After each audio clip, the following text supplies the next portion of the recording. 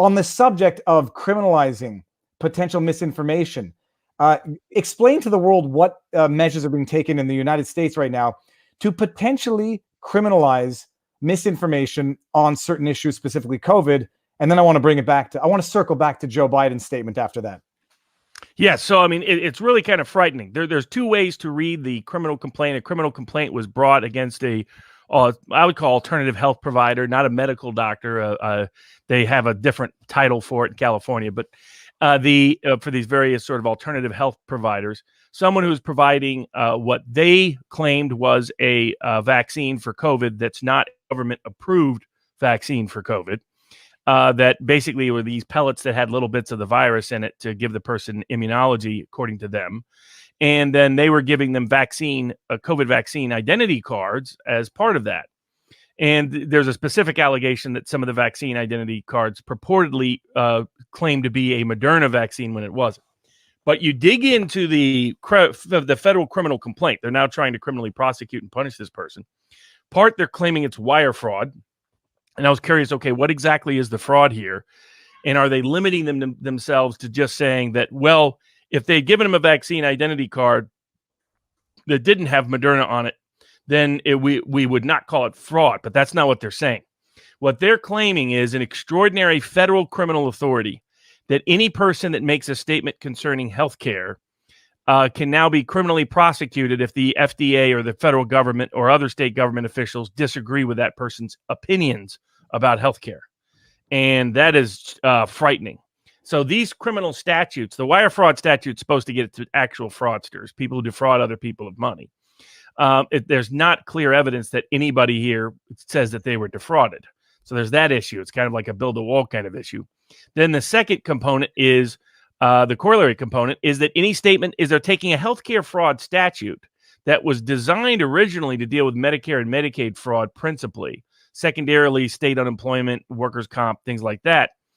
And this is a dramatic expansion of that statute. And it was traditionally thought that this only applied to, like, for example, here, there's no allegation of an actual healthcare plan.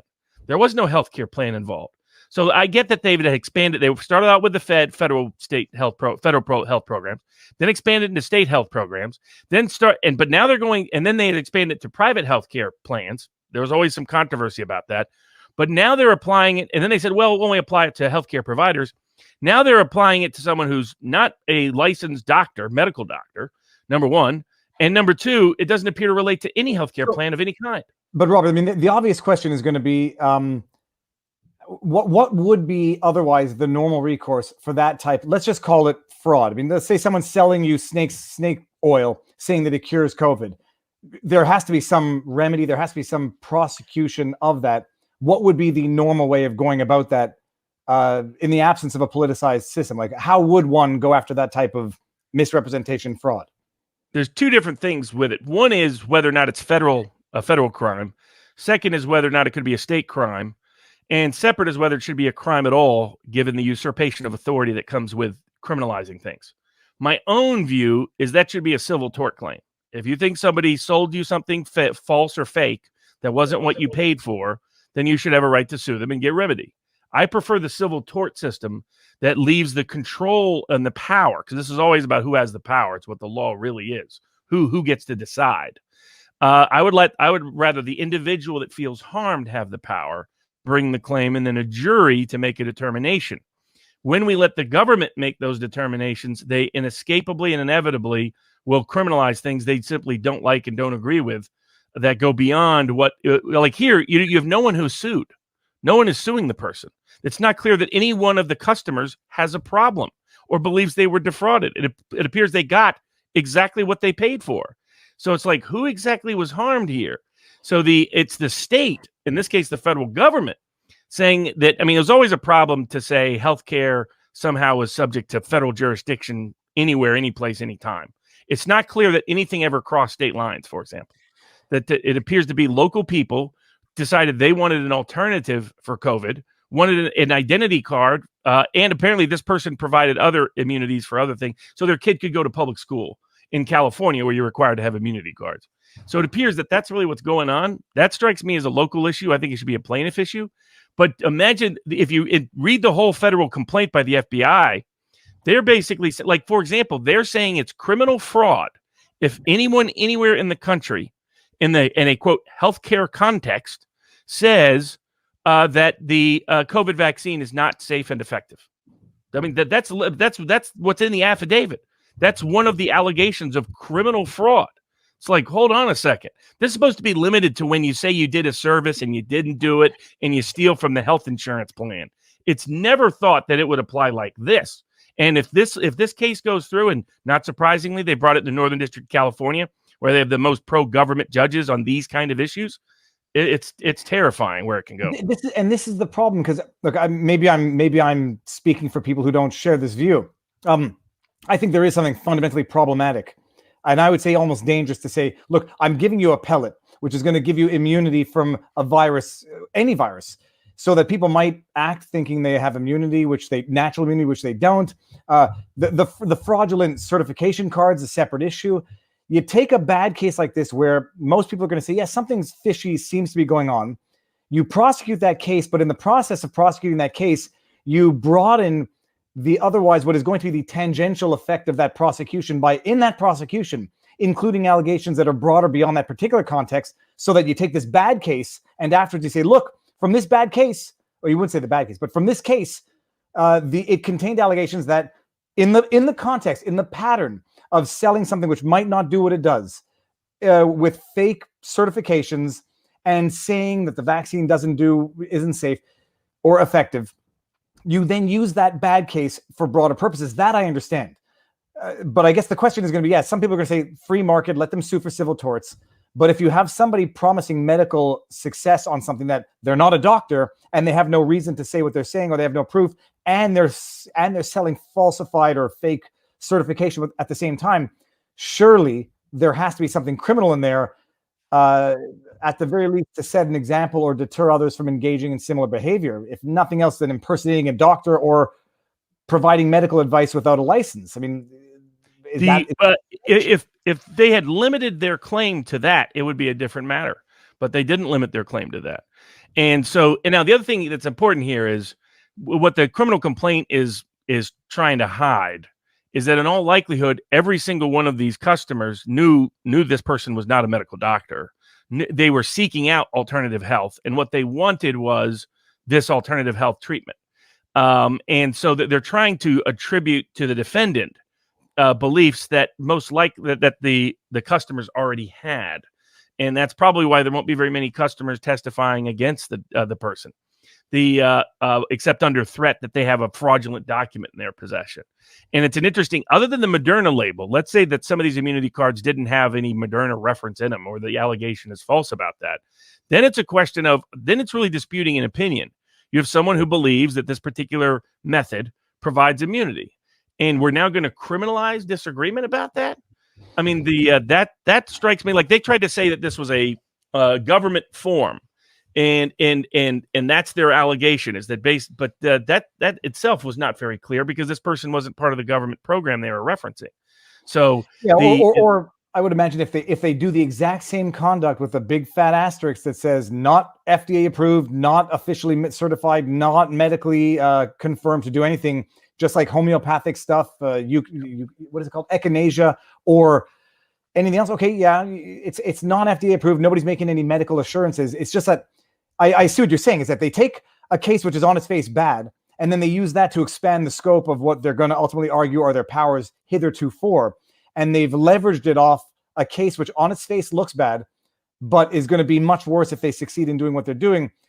And yeah, that's just the FBI, I guess, the government doing its thing, is take a case that may have some legitimacy to the prosecution, expand your powers, and then pivot, leverage from that on a going forward basis to go well beyond the scope of that original bad case. And in my view, it's a big First Amendment case, because this seems like criminalizing speech. The commercial fraud has been a false statement of fact for the purposes of obtaining money.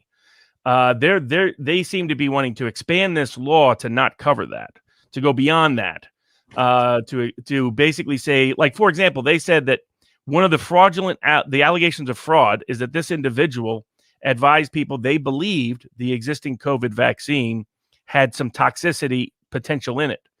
They're saying that was a statement of fraud that's now criminally punishable. Well, there's a wide range of people who have concerns about this, about the particular vaccine that we currently have. And what they're basically saying is that any one of you can go to prison and be charged tomorrow. Because they don't limit it in the nature of that affidavit. That's why they were always going to take a case with the least politically protected individual, someone who made some mistakes that can be highlighted in a jurisdiction that's going to be hostile and inhospitable to them. But they've been trying to criminalize alternative health forever. And particularly, and they're using COVID as the pretext to do so. But this is the most dangerous expansion of that criminal authority, especially on the federal side, that I have ever witnessed or seen.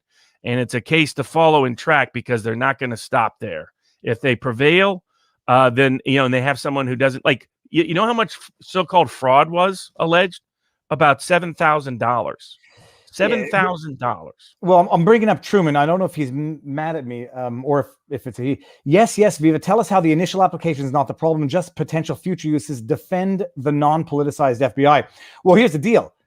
The politics ruins everything, and we've seen how it ruins the prosecutorial process. But it's not an accident that the FBI is going to take a case which on its face is going to garner a lot of sympathy from the general public. Yeah, somebody's selling a pellet that they are purporting gives immunity to COVID, along with a fake certification, and then we're going to throw in some other stuff so that we can expand our powers in the process. It's bad on both sides, and Lord knows the FBI and the federal government is looking for any excuse to expand its powers. And what better way to do it than to take a case which on its face it looks unfavorable to the defendants and expand your powers there? That's how politicizing the system goes. It's bad on both sides. But I still think, Robert, I respect the idea. Wire fraud case ever brought. $7,400, and they're not even alleging all of that is fraud. It may be that $23 is the total fraud. We have the federal government, the FBI, spending tons of time to prosecute someone over maybe $20. I mean, potentially that may be the total amount of actual fraud that occurred because nobody else has a problem with it. Everyone else was someone who, I want this alternative treatment and I want an ID card and I don't want that ID card. They got exactly what they paid for.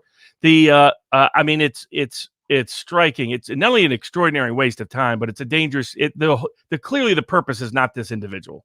The purpose is to expand its power to criminalize disagreement with the government. In the same way that you have Biden accusing Facebook of committing murder, being complicit in murder, the chief law enforcement for simply allowing different opinions about a vaccine to be discussed on social media. Well, now I absolutely agree with you on the tangential expansion of powers that we're seeing, that we may or very likely are seeing from this.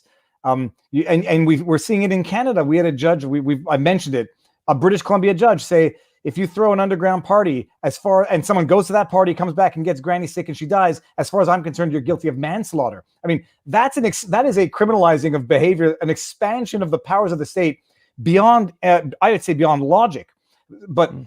And we're seeing it here. And I totally understand what you're saying is that the FBI throws in a few allegations here and there in an otherwise sympathetic complaint on its merits, set aside the amounts.